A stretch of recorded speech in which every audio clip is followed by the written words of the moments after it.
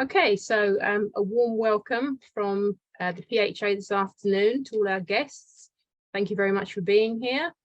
Amazing group of guys to discuss men's mental health. So let's meet our guests. So if I can ask you to introduce yourself, a bit about you, who you are, what you do. Can I start with you, Dave, please? Okay, yeah, so thanks for having me firstly. First time I've been called amazing for a long time, but yeah, I'm a GP that's been working in the NHS for 15 years now. And kind of my experience in mental health is from a different selection of arenas really. So I deal with primary care mental health, so run-of-the-mill, low mood, depression, anxiety, stress, etc.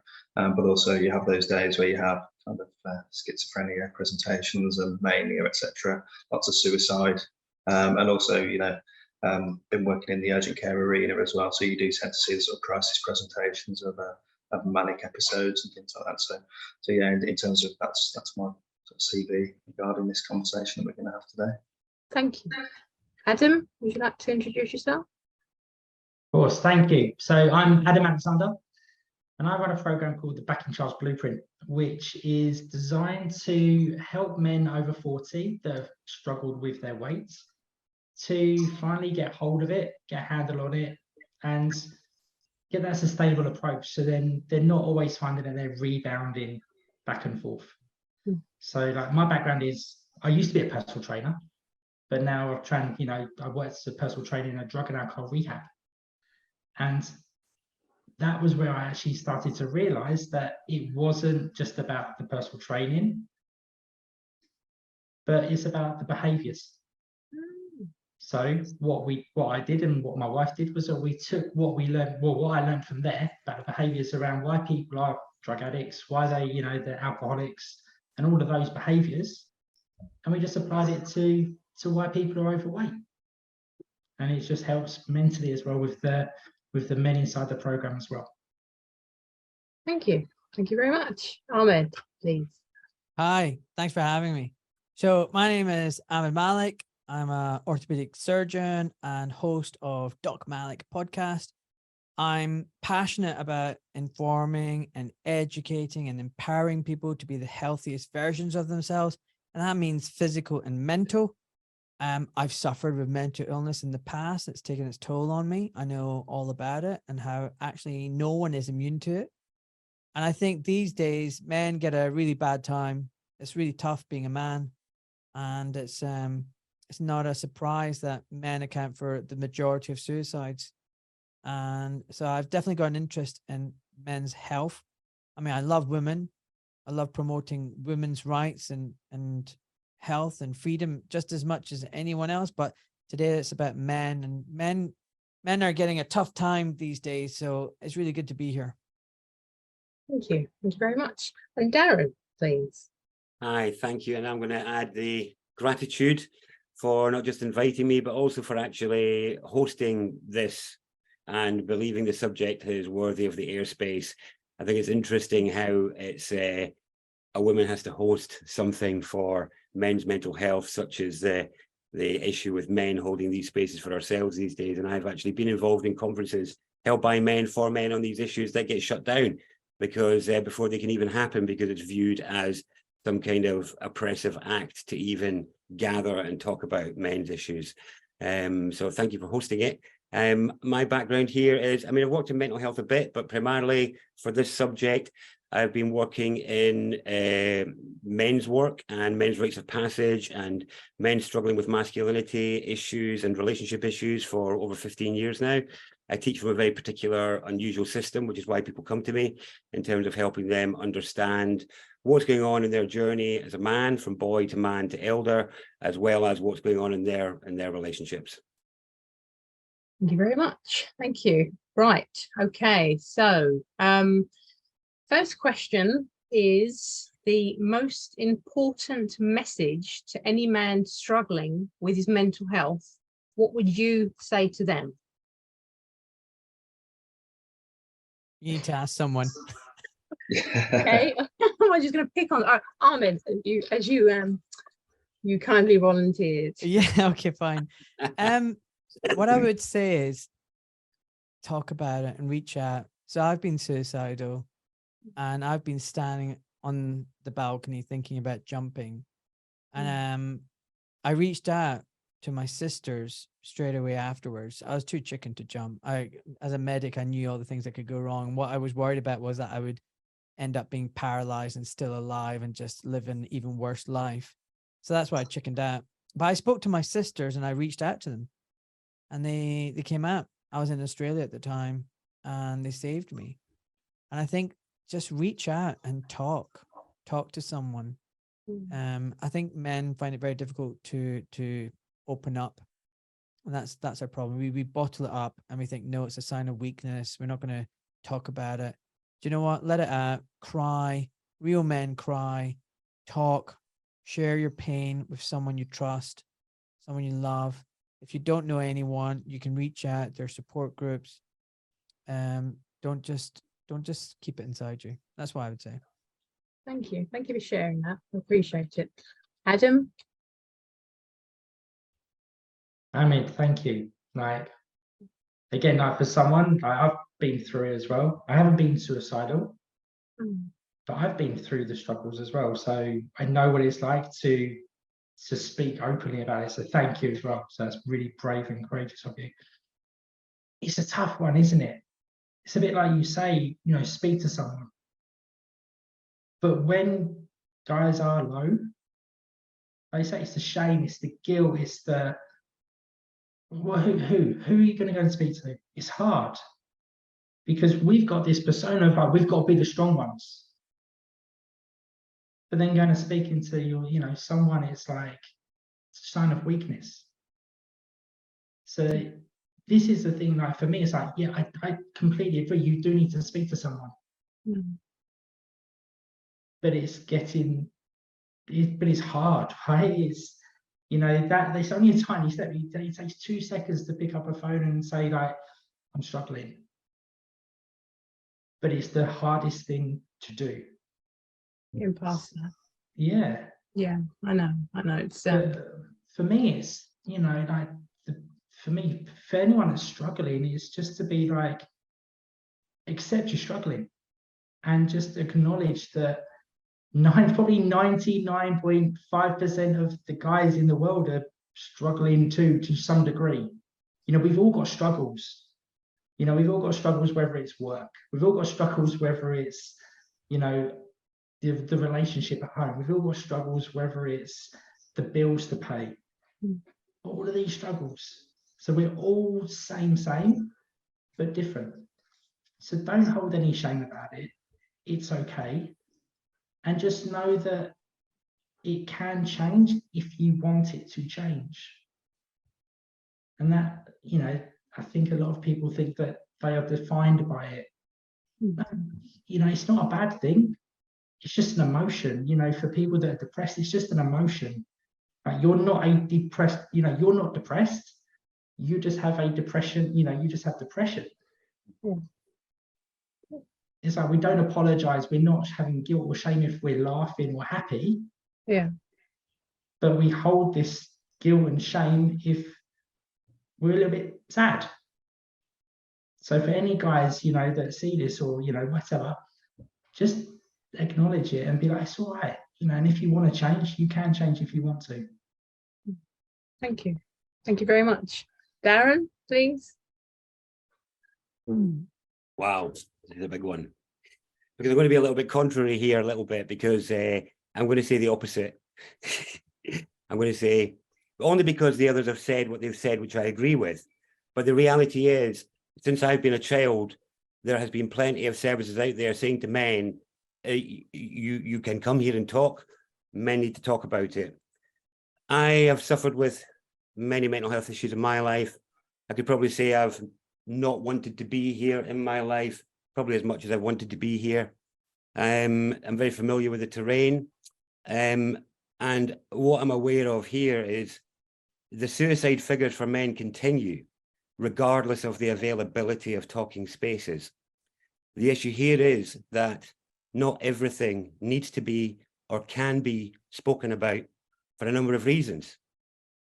So a few reasons are, this is what I've encountered just in myself and in men's work itself, which is why we take men away to do the work that we do with them, because we don't place these demands on their expression when we're dealing with trauma, when we're dealing with shame, self-hatred, and to demand that there is a level of development that enables somebody to coherently refer either to their experience or from their experience, with it, about it, which are not about it, because really that's where the healing takes place.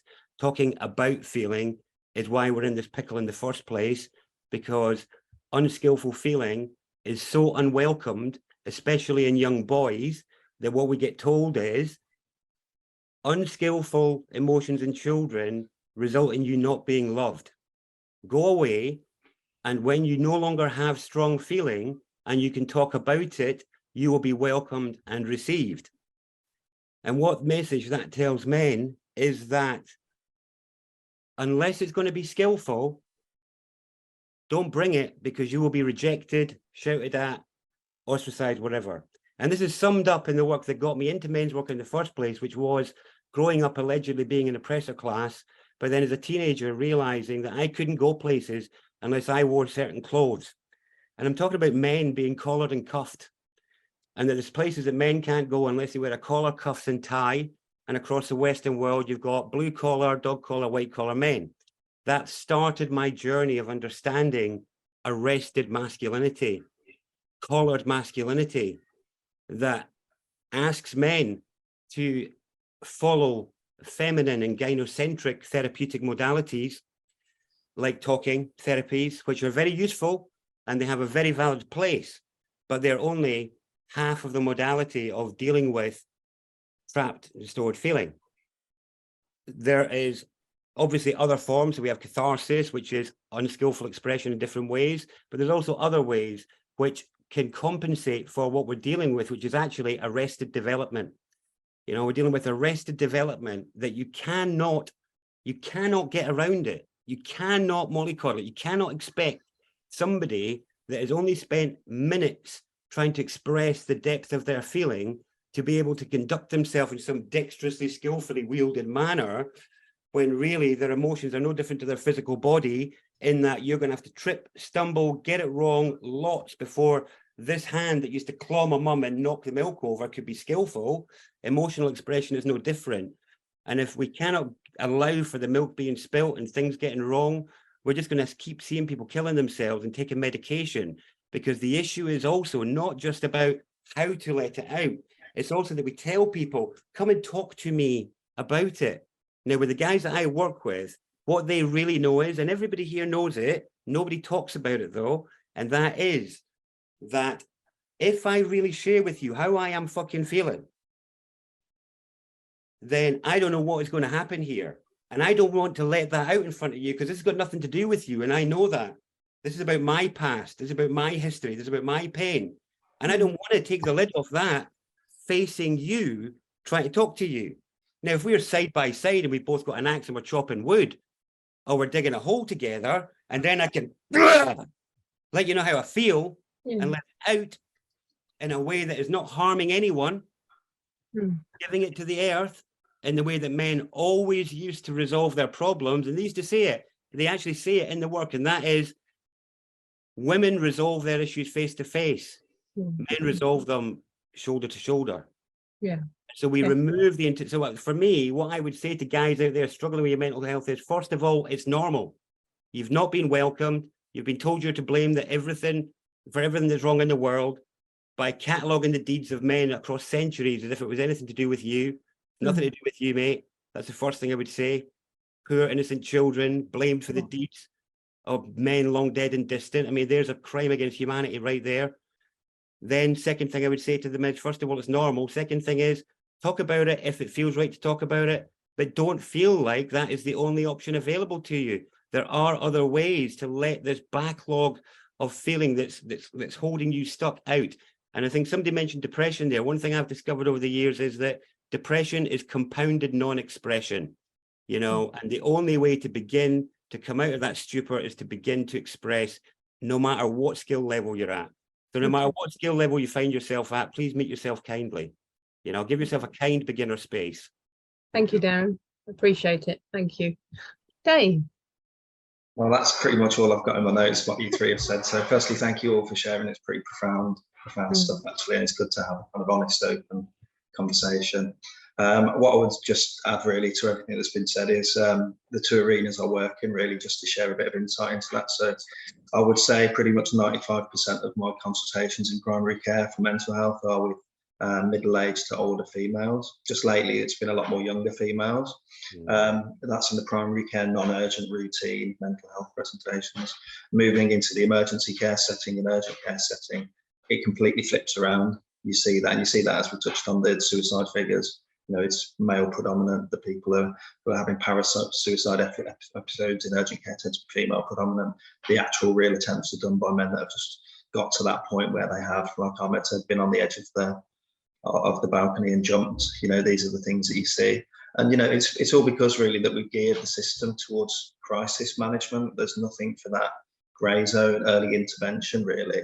The horse has to have bolted. You have to have had an attempt at suicide or become psychotic or manic to get the attention of the mental health services. You know, when I see patients now, you know, the options really are, you know, and you've got to remember the context of a 10-minute appointment. What can you do in terms of, you've got 16 patients in the morning clinic, first patient's depressed or hopeless, or, you know, you've got that time constraint as well to come to a plan. And your options really are, you know, talking therapies.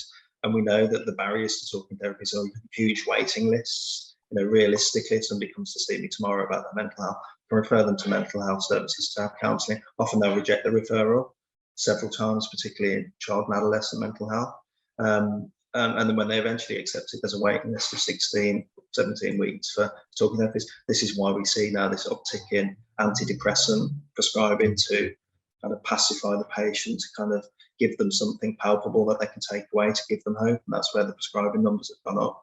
And then bringing it back to men, really, we've got this kind of, we talked about it between the three other speakers, really. We've got this toxic masculinity. I've written down in my notes, really, there's this whole thing about, you know, being a man and being seen to be a man. You know, it's got that negativity about it, hasn't it, these days? It's painted as a bad thing. You've also got resilience. You know, at the times I've struggled through my career, through stress or other issues, you know, you get told, are you resilient enough? You know, so you've been put in intolerable situations, and instead of standing alongside you and asking you how you're doing and having that open chat, you shut down as, are you resilient enough?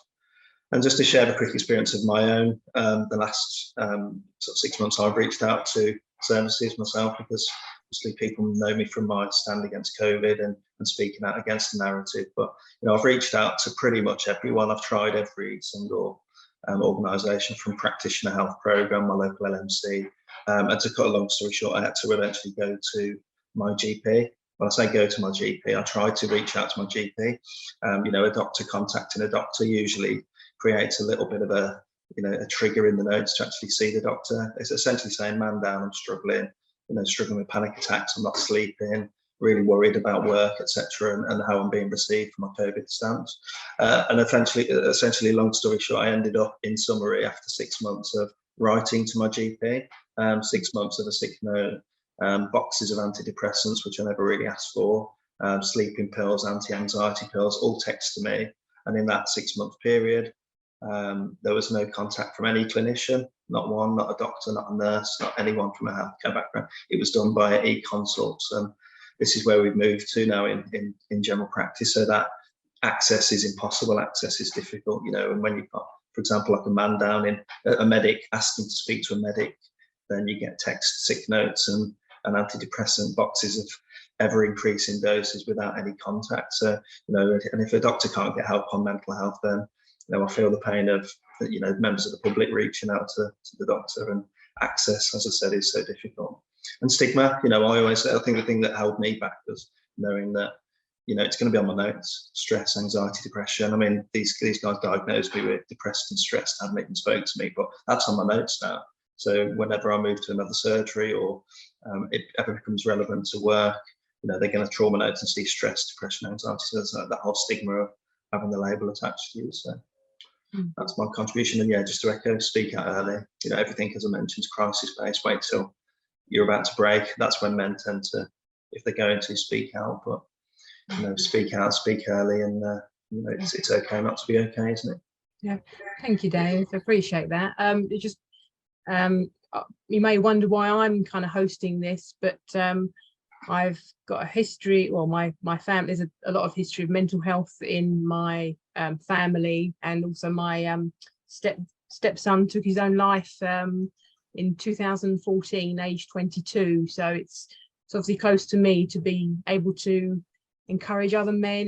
We need to look after our men, and obviously the suicide rate is just horrendous, and at the moment, and it has been obviously for a long time, it seems to be getting worse. But that's, just wanted to let you know, you're probably wondering why I'm sitting here hosting, but thank you very much for being so open, everyone. It's really appreciated. And I always think sometimes you don't realize by telling your story, you might encourage somebody else to come out and tell theirs, so thank you. I appreciate it.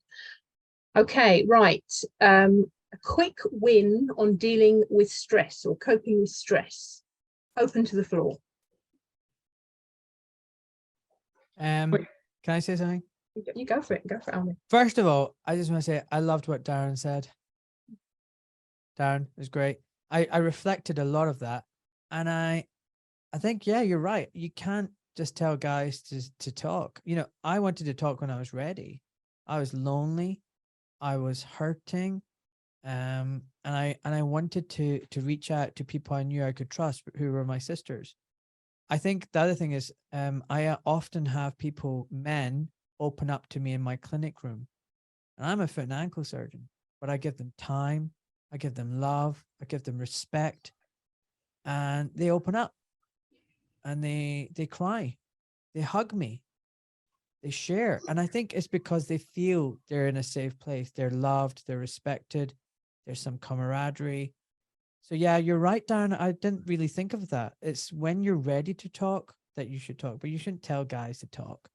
Now, coming back to the stress, I just did jiu-jitsu at lunchtime after my surgery list this morning, and I did it with my wife. She loves choking me out, by the way.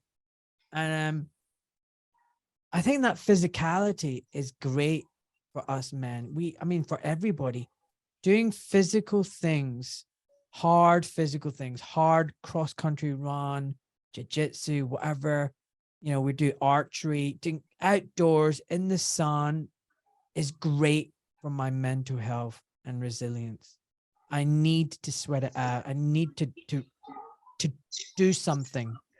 And for the other things for stress, I would just say getting outdoor sunlight, bonding with your fellow man and women, going to sleep on time, and eating healthy.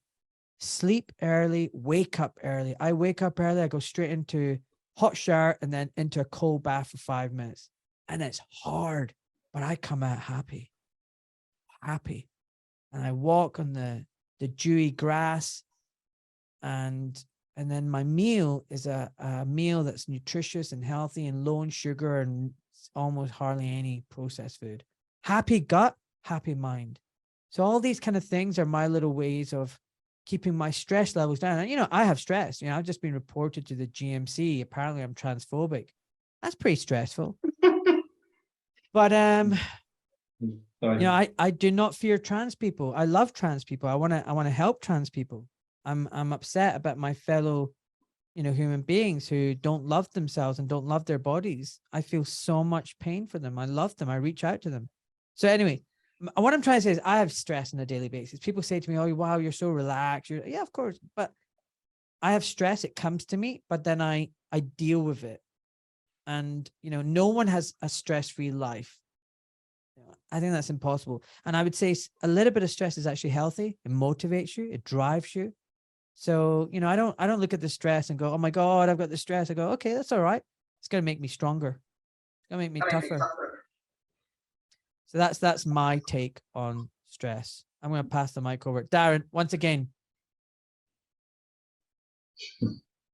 Ahmed, I just want to look at the things that you've just said. Jiu-jitsu, which, by the way, I've literally started 3 weeks ago, and it's awesome. It is amazing, right? It's just great. Just learn.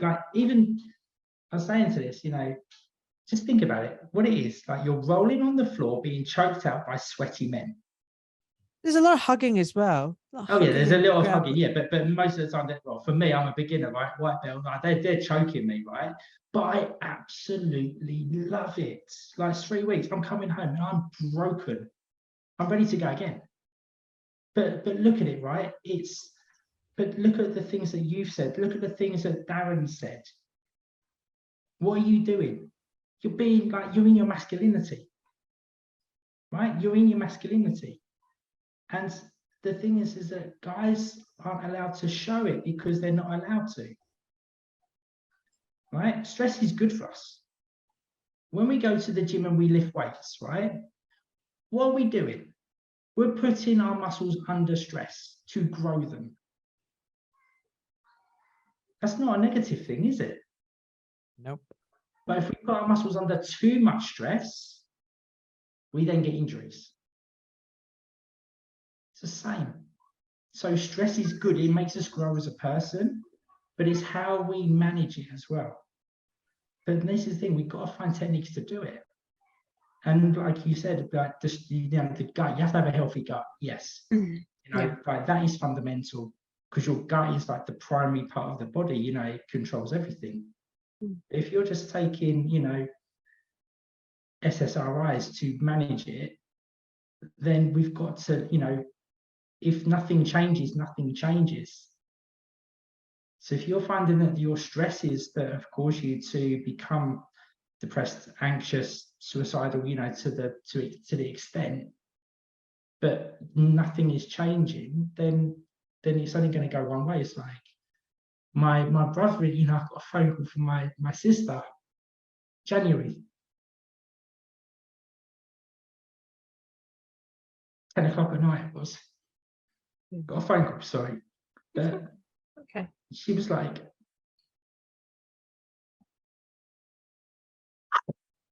ads. Yeah, no, it's cool. She was like, ads. Andrew's in hospital. I was like, what do you mean he's in hospital? She's like, he's tried to kill him. And I'm like, fucking hell. But this is the thing, right? This was an ongoing thing. He was on SSRIs. Yeah, it's on antidepressants. But I get so angry because nothing changes, if that makes sense. And it's like, come on, like, but it's like people lose. I find that people, especially guys, they lose their identity. And I think that's a lot to do with it, is that they lose their identity and they're just shells. So it's like for me, it's like you have to know your purpose. So for guys as well, like to deal with it, you need to know your purpose. Also, like you've got to, Amit said, do something that makes you feel like a man. Yeah, do jiu-jitsu, go lift some heavy shit, go in the gym, be around guys and do guy things. If you're only there by yourself, if you go to work, you come home, you sit at home, then nothing's going to change. But for me, jiu-jitsu is great for my mental. It's an hour, as you know, it's an hour where you're without your phone, no distractions. If you're angry, you can just try and choke someone. It's great. It's great. Yeah. Brilliant. So that's what I'd say. It's like sunlight as well. We moved to Cyprus purely for our health reasons. And it was great. Like my wife, again, like depression in the, really close. We took her out of work because of it. Again, vitamin D, having that natural sunlight, just having been in that environment, fresh food, and just putting your health first. Like that's more important than, where you're living and the stress of everything else. I think it's about education. A lot of people, well, obviously people are getting to know this now, but beforehand, as I've heard Dave say and Ahmed about, pills, and people aren't having that kind of, but they're not educated to know about sunlight, about exercise, about diet. I mean, if you look out in the supermarket these days, the amount of crappy food that there is, and people don't know how to cook anymore. They don't know what carbohydrates are. They don't know what proteins are. They don't know that sugar sometimes causes inflammation, and just, you know, I But don't why know. is that, Jane, though? Why don't people know that, though? Because they need to be sold all the crappy food. I don't know, just, you know, it all boils down to money, personally, I would think. That comes down to money, right? Yeah. But on the other side of it is that, you know, like David said earlier, he gets, was it 10 minutes per patient? Yeah. You know, that's not going to, unfortunately, that's not enough time for someone that's in crisis management. There's not enough time. Mm. Yeah. You know, so it's like, how can I help this person in 10 minutes? Yeah. You talked about SSRIs and nothing changes. That's my biggest bugbear with these antidepressants and stuff, because you're never dealing with the root cause. You know, I think Darren's going to come on to that, because he was touching on that when he was speaking earlier. But you know what these things do is they stop you feeling. Right. They stop you feeling anything. Yeah. They get rid of your sex drive. Yeah. They get rid of your anger. They get rid of your happiness. You feel nothing. You're empty. How is that an answer? Yeah. And some people would say, oh, well, these people are going to kill themselves. What? And now they just don't feel anything? How is that being human? Human is all about emotion and the ups and downs and tribulations of life.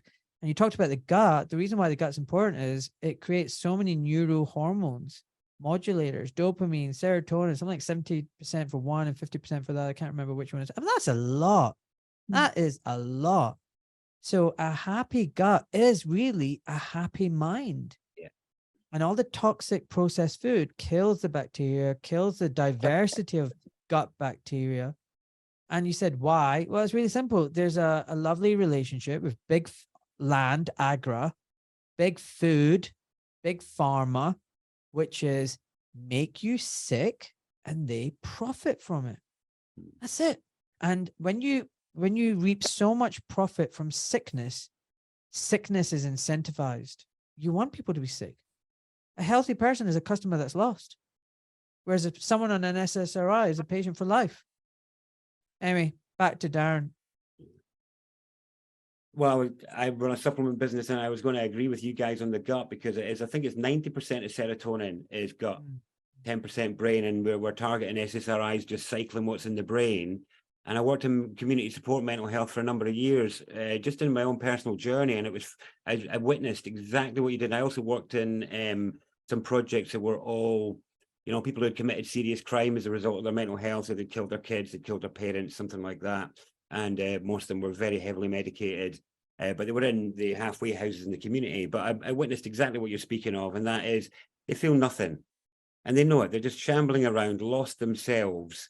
And I felt the tragedy of exactly what you were speaking about, David, about the time that they get with their psychiatrist, 10, 15 minutes every 6 months.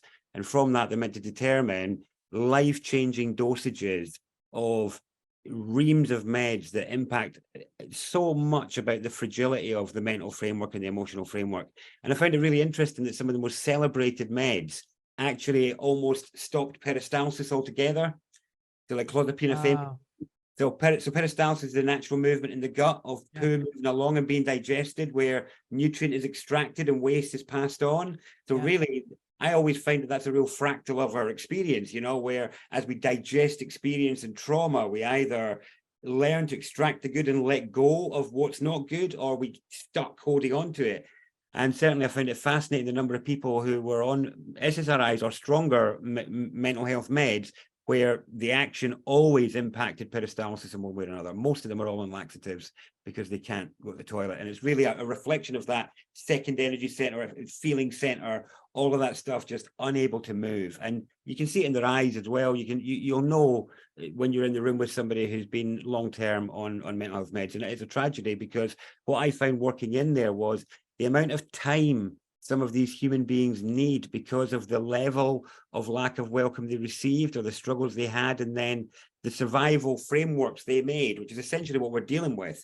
You know, they've created these there's a real natural intelligence in their responses when you get to know human mental health, but it's understanding that it's got nothing to do with what they're doing. It's to do with, you know, the fragility of the human condition and what they've done to be resilient, to be able to survive and get through without killing themselves or whatever. And the amount of human time required to be around and with that until there is a window of opportunity when you can connect with the being that's operating in that habit cycle.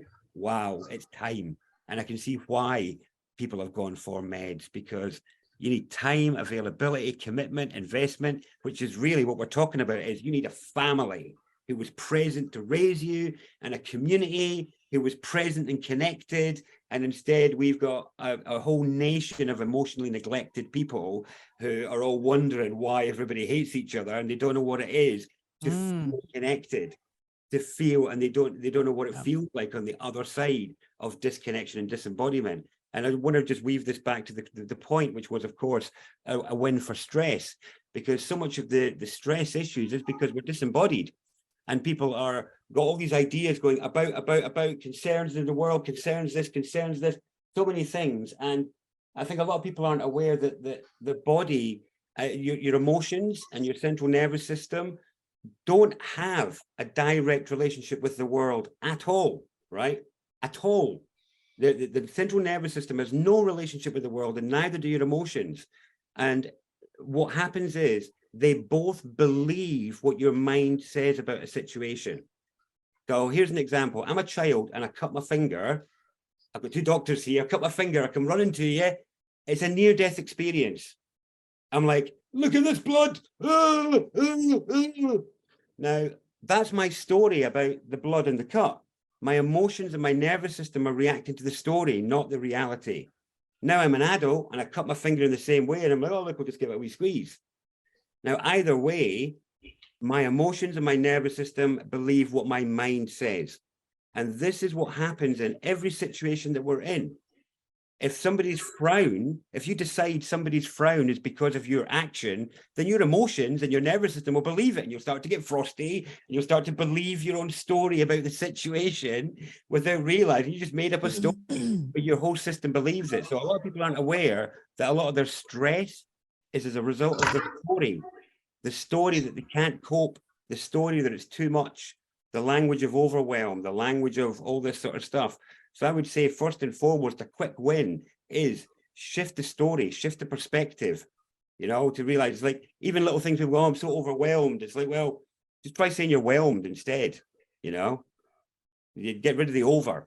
Start looking at your language. And this is like little basic language stuff, but there's more to it than that in terms of things that you can do to take responsibility for those stress levels. Both you are the guys that were talking about getting into your body. Totally agree with you, because to me, even stress itself is us getting to know the animal, the mammal, and that's what we're disconnected from. You know, guys, masculinity is about, well, what does male energy do in this mammal form? Everybody doesn't like that when it's not skillful. Oh dear, oh dear, oh dear, you know, or the mammalian thing of, we've got this thing where, and even eating properly is literally, how about you actually just be a mammal and eat your diet and go out in your habitat?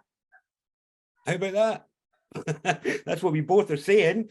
Eat the food for your species and go and be where it's meant to be, and you will start to get better. That's pretty remarkable.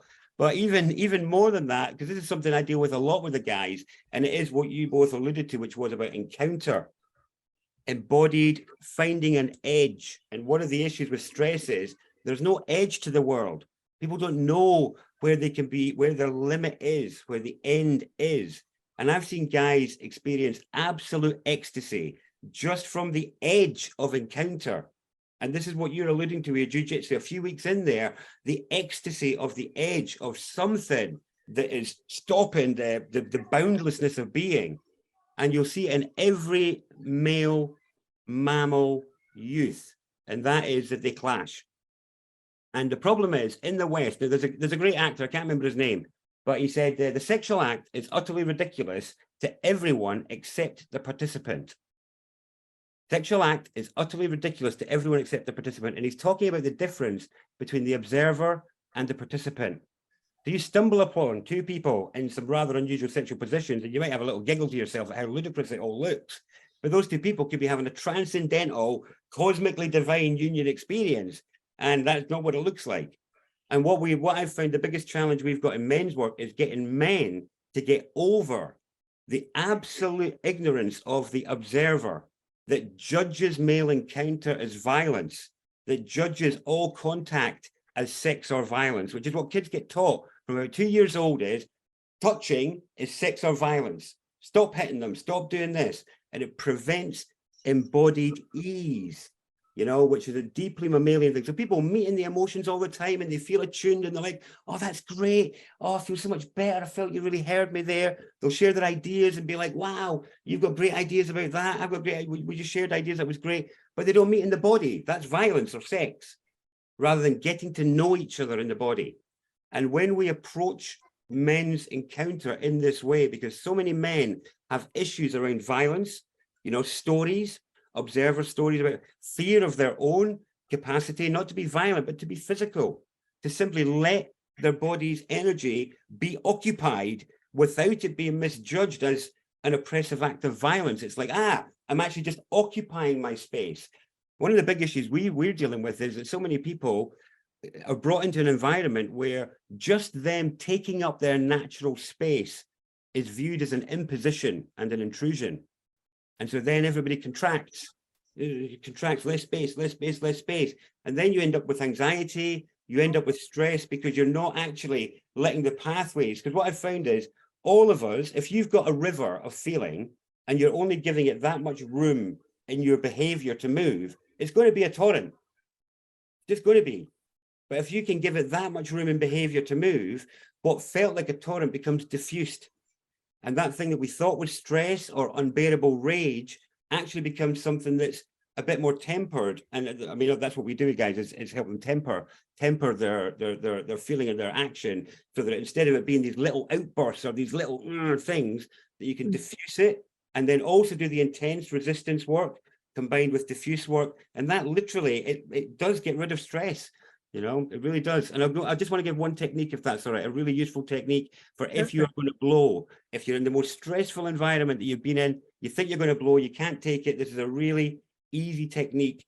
Call it the charge reset technique. And I've used it in mental health, used it in all sorts of situations, violent situations, and it does work. And it's all based on how our charge, our story follows our attention.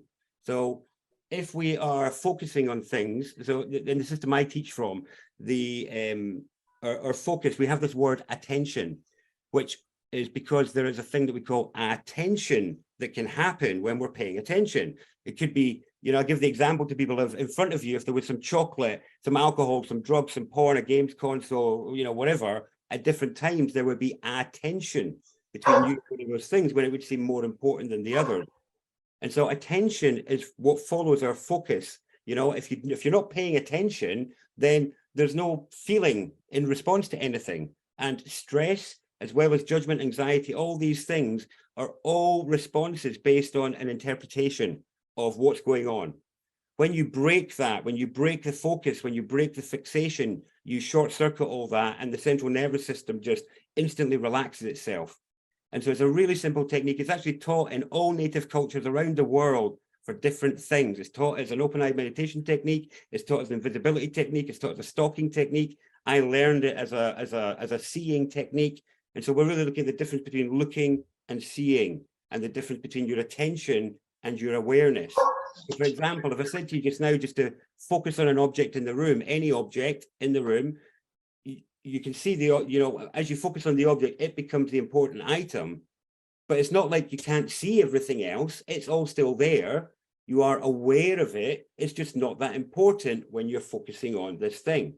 And that's the thing about focus, is that when we focus on something, everything else collapses into like a blurry hole. And that's the equality field in your awareness. Because if you're focusing on this pencil, then I'm going to be equal to the wall, to the floor, to the carpet, everything, as long as you're focusing on that. That is the truth of equality and equanimity.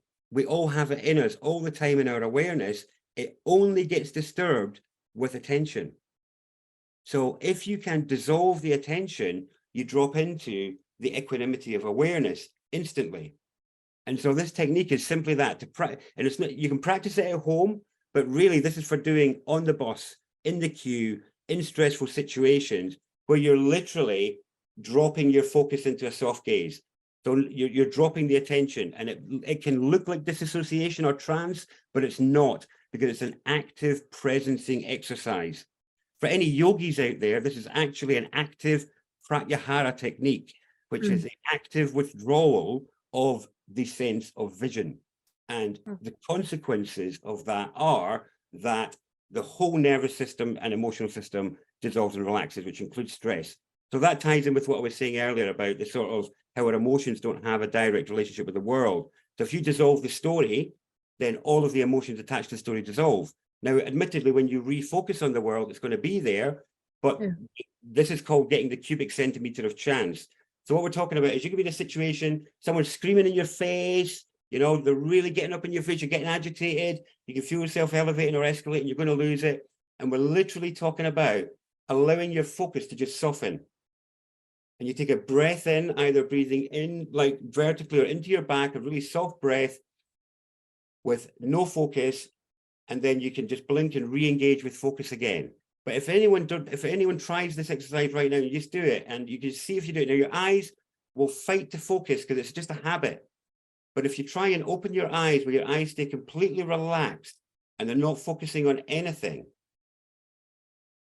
then you'll find that you will just gradually notice you become ever more present. And the point is from that place of presence is where you can choose to act instead of habitual reaction. So as a stress exercise, I've used this in combat situations and all sorts of situations, and it's amazing for just resetting your system for a moment, and then you re-engage. So it's just soft gaze, resetting breath, but you've really got to practice it so that becomes effective, and you're not dealing with your eyes wobbling all over the place when you open your eyes. So that's mine. I can tell David was doing that right now. Soft gaze in his eyes. When will this be over? David, you need to practice that with your wife tonight. Just look at her with that soft gaze. While you were chatting, I was just signing up to the local jiu-jitsu class actually, and I'll sign the one. Sounds good. That's good. So that's good. No, I'm joking, but I will do. So yeah, just bringing it back. I put some bullet points. A lot of them have been covered, really. But again, I put TVs and social media. Number one, get off your TV. Stop watching this fear porn that we're surrounded with. Get out in nature, as Ahmed said. Talking about my sort of own experience of stress lately, you know, I get to the beach as often as I can. Get your feet on the sand, not to rub it in. And to the guys who live up country, but you know, get your feet in the water, walk along the beach, walk the coastal path, breathe the fresh air, look at the wonders of nature. Get yourself to the gym. You know, that's one thing I've not been doing for the last 6 months, and you only notice, I guess, when you get back to the gym as to the benefits that you get. You know, feed that testosterone, feed the endorphins that comes with a good session on there. I do a lot of cardio really rather than weights, so I can only really speak about that. But that feeling you get after you've been to the gym, I don't think you can reproduce it anywhere else. That 2 or 3 hours after, you just feel great, full of energy, clear-minded, absolutely buzzing on the endorphins. Social media, I've just noted, we're all probably spend way too much time social media looking at people's perfect lives that are portrayed. I said this recently to quite a few teenagers that have been coming in to see me, that we look at Facebook and we look at Twitter and we look at these sorts of people posting their perfect lives, and actually you're not going to advertise your negative experiences or those sad moments in life where you advertise those moments, those family moments. So if you can imagine being a sad person looking at social media and seeing all of these wonderful moments, and you start looking at your own life thinking, well, where's my happy family moments? And everything's filtered, isn't it? It literally filtered. People's appearances look perfect. The Love Island generation we're in now. I wouldn't want to be a teenager again, in this generation, really. And then the only other thing that hasn't really been covered is things like we look for quick fixes as men. We look for distraction, whereas we should be finding solutions. So quick fixes such as, the drugs, the alcohol. I know myself, I've had a bad day, you grab a beer and it all feels a little bit better, but what you're not doing is finding an active solution to the precipitant to that stress that day. So, don't look for quick fixes, and try and sort of mind map really how you're going to help with a clear mind, because we make bad decisions, we make big mistakes when we've had the influence of alcohol. For example, I've made some disastrous tweets when I've had a couple of scotches, for example. Just don't look for quick fixes, and just to echo that thing about speaking out early, have that one person or 2 people that you can go to, whether they're friends, family, having those 2 or 3 people that you can go to with anything, cultivate that trust, cultivate that two-way ability to share your thoughts for each other. So it's like a mutual thing, really, isn't it? That's my list. That's my quick fixes. Thank you, Dave. Thank you. Right, okay, so time is clicking on. I'm going to wrap this up now. Any final thoughts from you chaps at all? Anything to add? Or Yeah, I'm enjoying this. good. I'm enjoying it. It's really funny. Growing up in Glasgow, you know, in the 1980s, last thing I wanted to be was a brown little boy. I just wanted to be like Jimmy and John and just fit in like everyone else. And I won't lie, you know, I didn't have very much racism, like once or twice a year. I'm not victim. I had a great childhood. I had great friends, great community. But it's funny, at the time, I just wanted to be like Billy. Now I feel sad because I think there's an attack on white men, white, straight men. And I look at the white kids now and I think, this is really hard for you guys. You know, if you're not special, if you're not a special gender or minority or something interesting about you, well, you're back of the line. And that's not fair. And then add to that, if you're from a working class, I'm from working class background, that's really bad. Now you're working class, you're white, you're straight. Everything that went wrong in the world is because of your fault. All that colonial stuff, it's your fault. You're inherently racist. You're not worthy. I think it's fucking bullshit. It's bullshit. And the pendulum's gone from there to there. Like, it's bullshit. Like, it's wrong. And we need to fix that. And society is really screwed up and it's against men. And it's not looked upon as a good thing to be manly and strong and physical and proud to be your natural self. It's, you know, it's okay to smoke cherry vapes and watch dancing TikTok videos. That's apparently an okay thing for you as a guy. I mean, what the frack? How far have we come? I think if you look at our evolutionary background, remember coming out of that cave, looking up at that fresh sunlight, and then, you know what? Running, fasted, hunting, killing, eating red meat, all right? Sweating, and then going home and having sex, not porn. Porn is a killer. It's easy and convenient. It makes you actually feel inferior. Like, how can I compete with this guy with a 1 foot dick and goes on for like 2 hours? You know, it just puts insecurities in you. And then women, you know, they're like, why is this guy coming up to me and chatting me up? He's sexually harassing me. Guys don't want to chat a girl up. They don't want to talk to him. It's all apps. We're taking away what it meant to be human. We're meant to have this physical relationship. We're meant to meet women and talk to them and laugh and giggle and be physical and have fun in life. But we're not in a natural state. And I think this is what Darren was talking about. Like, if you're not in a natural state, it creates tension within you and anxiety and depression. You don't know how to release it. It's not normal. It is not normal to smoke cherry vapes and watch TikTok videos and then go home and do porn. David, don't nod. Trust me, it's not. It's not healthy. It is not healthy.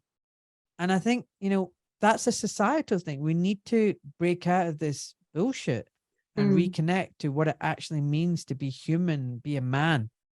That's very good points, actually. Yeah, and it's just, if we look at it, though, it's just a habit, isn't it? If you look at everything you said there, you know, we all scroll. Like, you know, we've all scrolled on social media.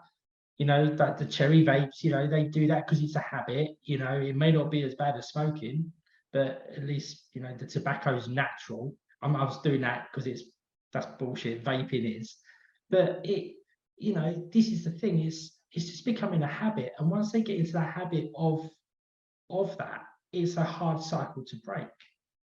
And it's also, like you said, the comparison of, you said, of seeing Billy, you know, that's who you wanted to be.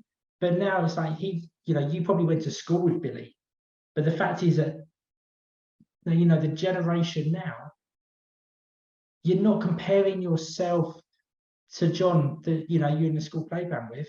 You're comparing yourself with Charles, who's who comes from a very wealthy background, who has got everything, and he hasn't got to really go through the struggles that we have. And then you see him living in his big house and all that. It's just a comparison. So of course, then you see someone like that, you think their life's perfect. Then of course, naturally, you feel, oh shit, like my life's awful. It's the comparison. But yeah, we do have to break this cycle of being insular. We have to get around. Men do have to be men, but it's victimized. You can't. You're not allowed to be a man now. Anything you say, you have to be careful in case it's deemed as misogynistic. It's a hard thing, right? My wife, Kerry, yeah. I took her out of work. I said, no, this time last year, you're not working. You're going to be at home and you're going to look after the kids. A lot of people think I'm a dickhead for saying that. They think I'm bad. But the fact is that I'm looking after my family. I'm putting all that weight on my shoulders to look after my family because I know that her role, fundamentally, femininity, they want to look after the children. They're all about the upbringing of children. She's got more femininity than I have with the nature and nurture of the children. Yes, I am a great dad, but she is there for the care of the family. As Ahmed said, hunter, gatherer, go out, get to work, go out, kill, do all of those things. That's what I do every day. I go out, I have to make the sales, I have to go out, I have to bring home the meat, I have to go home and bring back the bacon, right? I have to do that. That's my job. And I enjoy doing that. But the thing is, though, now it's all of these men don't know where to sit. It's true. Because we don't know where to sit, we're like, well, what do we do? So it's no wonder there's so many mental illnesses within men. It's just Can I just add, but like I do work, I go out, I hunt, fight, eat meat. I actually do a lot of childcare. I do 60% of the childcare. My wife works part-time, I work part-time. She's a surgeon. She's got guns. She's a strong woman. I'm a strong man married to a strong, sexy woman. Yeah. But I do a lot of childcare and I love it. And I don't see that I absolutely love it as well. I don't see that as being less of a man. I teach my kids, I do their packed lunch, I wipe their bottoms, I make their breakfast, I collect them from school, I drop them off, and I freaking love that. And I see that as being a strong father, a great dad, imparting on them. So I don't think all family duties and all are down to women. I just want to say that, and I'm sure you would agree with me. Oh yeah, no, I'm not saying that that's all she does, because I do the school drop-offs every day. I'm wiping their bums. I do the bedtimes. I'm teaching my boys how to be a man. Again, it's because I think there's a lot of broken homes as well. Men don't know how to be men. And when they're being brought up by women, by the mother, because that's normally what happens if there's a broken home, is that they don't see the father as much. So then it's the mother's role to then show to show the boy how to be a man. So yeah, I'm very, very present in my children's lives. So I'm teaching my boys how to be a man, but also I'm teaching my daughter what type of man that she should be attracting. I don't want her to, personally, I'm being honest, I don't want her to get a guy that's watching TikTok, smoking cherry vapes and all of that stuff. I want her to be with a strong man that knows that when shit gets tough, he's going to be there and say, I've got you. But that's what it is. I think it's just where people have just lost their identity a lot. We need to go back to basics, don't we? We need to kind of get rid of all this artificial rubbish. It's hard though, isn't it? You've touched it. People have lost their identity. I think it comes back to what Darren was saying. People have forgotten their body, what it means. I don't think it's a surprise that there's a gender identity crisis. It's an identity. People don't know who they are anymore. And then when you dangle and say, this is who you might be, and the solution to all your problems are this, yeah, people go for it because they think, okay, that's it. But the reality is, it isn't the solution. Anyway, and then if we then take that back to the SRIs, what we said was that this SRIs just make people numb. They disconnect them from their emotions. So then, of course, then they don't know what they're actually feeling because they're not connected to it. So then that's where it's just that massive grey area. Vicious cycle, isn't it? You Yeah. kind of, where you're numb and it's Difficult to get get back one. in. Yeah, I just want to comment, if that's all right as well, just on something that just ties in with what everyone was saying there, because when we're talking about banner of the call of mental health, mental well-being, really, and one of the things that I've noticed is that it is a lot of mental health comes from not enjoying seeing not just one's own life trajectory, but also the trajectory of our culture and our state and things like that. That is also a massive load for all of us, I think, in terms of not just current concerns, but in geopolitics, but also future concerns of what may be coming. And one thing I've been working on a lot in recent years is something that ties in with what you were saying, Dr. Malik, which is about Ahmed. Okay, Ahmed. Around the shaming of white people and the issue that has got, because I was already dealing with men over male shame and dealing with my own shame, which causes people to live less of a life, to dampen and dull their own spirit. And that is a horrendous form of self-policing to put on a child, to then have them become an adult like that. I was one of those, what I discovered over the years, though, is that really what's been happening, I think, in our culture is I now see it as a natural healing process. And what I'm seeing is the whole so-called alternative scene. So I do mean alternative medicine, alternative dance, alternative gardening, alternative ecology. I see that all of these are not actually alternative. They are, that's, a smaller second choice. An alternative is a smaller second choice. Actually, what I've realized is all these things are people are actually becoming more native. And actually what we're seeing is the return to a more native way of being. And I see it as a natural healing process where we're seeing people who are realizing that the way that they were living was making them miserable, and they found other ways. And actually, so-called alternative medicine, well, hey, look, it's integrating with native medicine. Oh, look at this alternative gardening. It's actually native gardening, but just with a bit of our wisdom of our disembodiment woven into it. Alternative movement. I mean, I love it now. And it's like, you look at these, you've got some white collar London dude going to 5 Rhythms dance, and all of a sudden he's like, his eyes are shut and he's starting to sway a bit and people are laughing at him. And I'm like, look, this is a human healing, starting to be moved by the unseen forces within and around him. Fuck off and leave him alone. Do you know what I mean? The bridges to his own nativity were burnt, and he is rediscovering them. And all of this came from a journey for years. I was doing all this work for years with natives. I was like, why is it the white and Western educated people refer to Indigenous people without referring to themselves? Because if you're not Indigenous, what are you? If you're not native, what are you? What are we saying here? And it was only through working with natives and others that I discovered, and it was a white woman, a friend of mine, an English woman, that answered the question, why do they do that? And it was because actually white people in this country and Europe were colonized so long ago, and the bridges to their own native stories and songs and ways were burnt so effectively that they have simply forgotten. It is not that they are not native, not by any stretch, simply that the colonization process was done best on the white Western European. And that actually, as I say to the people I've been working for years on this with, is actually, you guys, the white shame of being the colonist, no, you were colonized. I've got a t-shirt, Romans go home, decolonizer. Sadly, I don't know what the Italians are going to do, but everybody else can just point at them,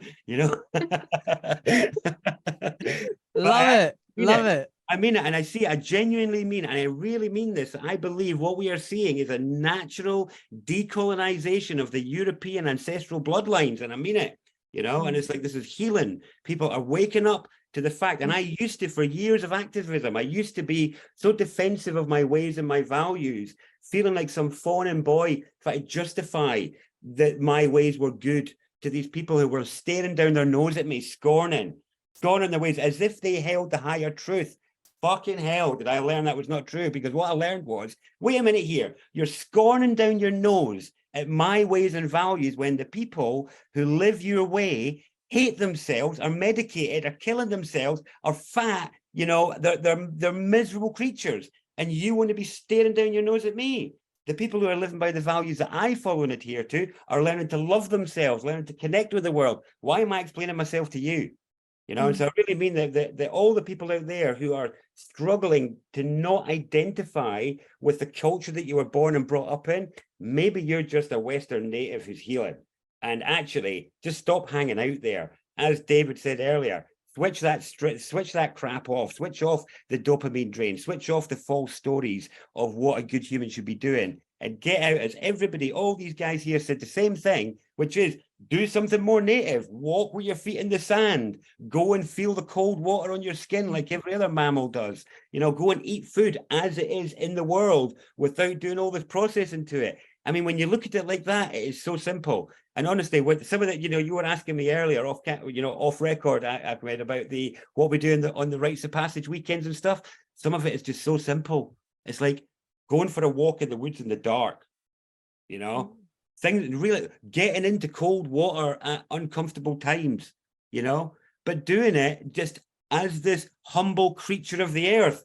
And as you said yourself, you don't want to get into your cold bath, but the creature that gets out of it is an amazing creature, you know. 100%. The one that I never want to get in my cold shower, but the creature that emerges from the cold shower is like way better than the one that didn't want to go in. You never come out feeling down. Never, ever. I've actually got to the point where I look forward to my cold bath. It's I go into a trance, a meditative Powerful. state. The sun's coming streaming through the light. You know, I can hear the kids in the distance screaming. My wife telling them to have their breakfast and hurry up and get dressed for school, and I'm just saying. Excellent. That's taking care of the animal, taking care of the mammal. And if you take care of the mammal and get to know it, everything else will work. Amen. Right. Okay. Thank you very much, everybody, for joining me today. It's been very educational, actually. I've learned so much. I really have. Thank you again. As I say, it's been brilliant. So much appreciated. Thank you.